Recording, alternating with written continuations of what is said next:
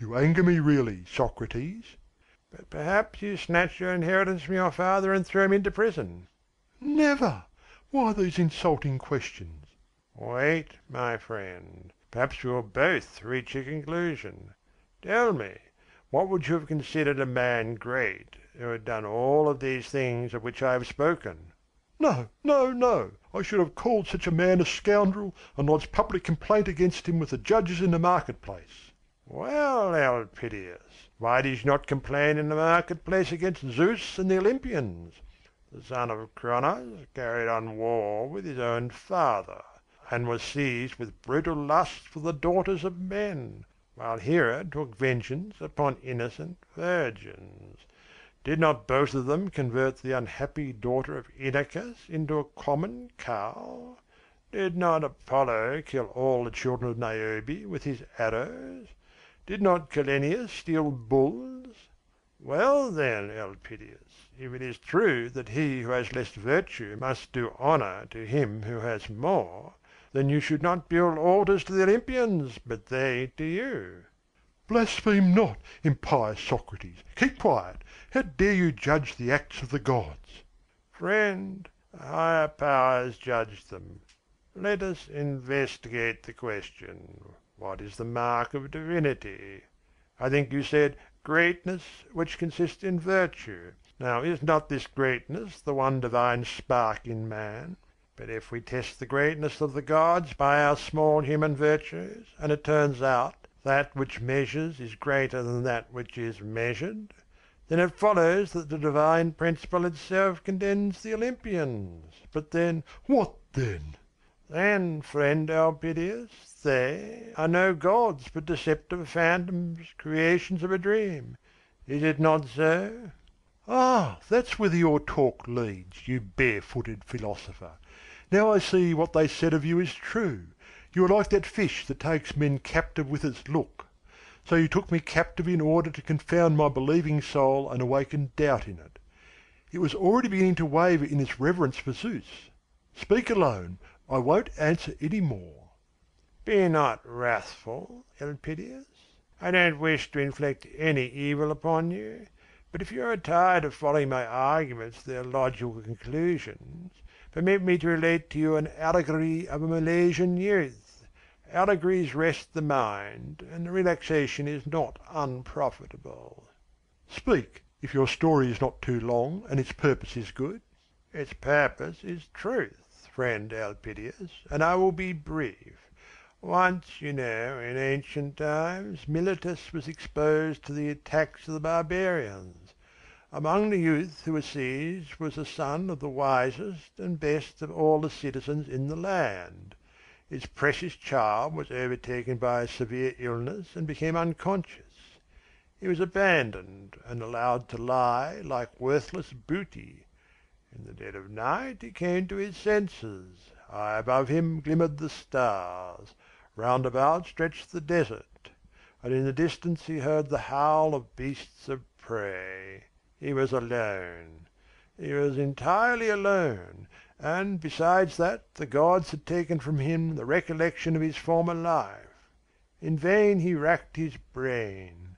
It was as dark and empty as the inhospitable desert in which he found himself.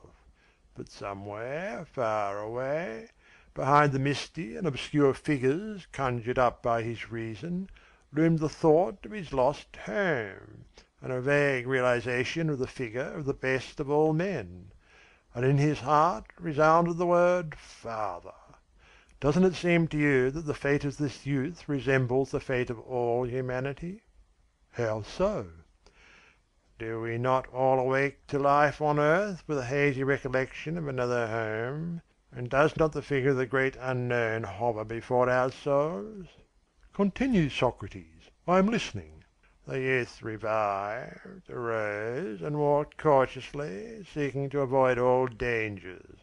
When, after long wanderings, his strength was nearly gone, he discerned a fire in the misty distance, which illumined the darkness and banished the cold. A faint hope crept into his weary soul, and the recollections of his father's house again awoke within him. The youth walked toward the light and cried, "It is you, my father, it is you." And was it his father's house? No, it was merely a night lodging of wild nomads. So, for many years, he led the miserable life of a captive slave, and only in his dreams saw the distant home and rested on his father's bosom. Sometimes with weak hand he endeavoured to lure from dead clay, or wood, or stone, the face and form that ever hovered before him. There even came moments when he grew weary and embraced his own handiwork and prayed to it and wet it with his tears. But the stone remained cold stone, and as he waxed in years the youth destroyed his creations, which already seemed to him a vile deformation of his ever-present dreams. The last fate brought him to a good barbarian, who asked him for the cause of his constant mourning. When the youth confided to him the hopes and longings of his soul, the barbarian, a wise man, said, "The world would be better did such a man and such a country exist as that of which you speak. But by what mark would you recognize your father?" "In my country," answered the youth, "they reverenced wisdom and virtue, and looked up to my father as to the master."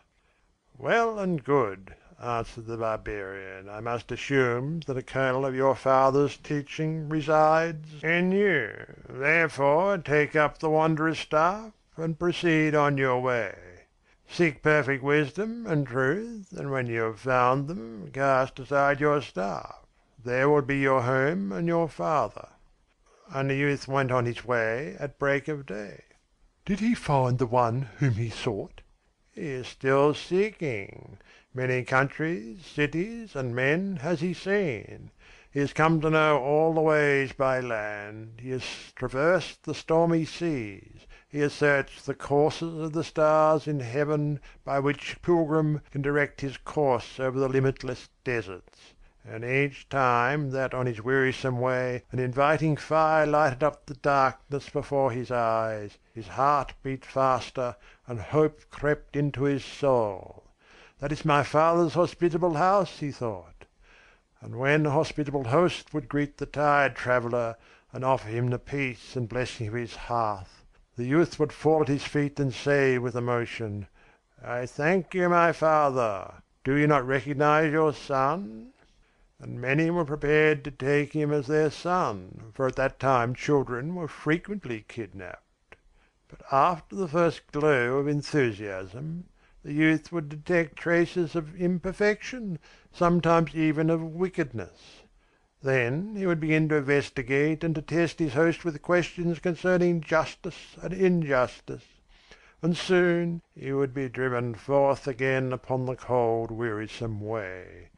More than once he said to himself, "I will remain at this last hearth, I will preserve my last belief. It shall be the home of my father." Do you know, Socrates, perhaps that would have been the most sensible thing to do. So he thought sometimes, but the habit of investigating, the confused dream of a father, gave him no peace. Again and again he shook the dust from his feet. Again and again he grasped his staff. Not a few stormy nights found him shelterless. Doesn't it seem to you that the fate of this youth resembles the fate of mankind? Why? Does not the race of men make trial of its childish belief, and doubt it while seeking the unknown? Doesn't it fashion the form of its father in wood, stone, custom, and tradition? And then man finds the form imperfect, destroys it, and again goes on his wanderings in the desert of doubt, always for the purpose of seeking something better. Oh, you cunning sage, now I understand the purpose of your allegory, and I will tell you to your face that if only a ray of light were to penetrate this gloom, I would not put the Lord on trial with unnecessary questions. "Friend, the light is already shining," answered Socrates. 5. It seemed as if the words of the philosopher had taken effect. High up in the distance a beam of light penetrated a vapoury envelope and disappeared in the mountains. It was followed by a second and a third. There, beyond the darkness, luminous genii seemed to be hovering. and a great mystery seemed about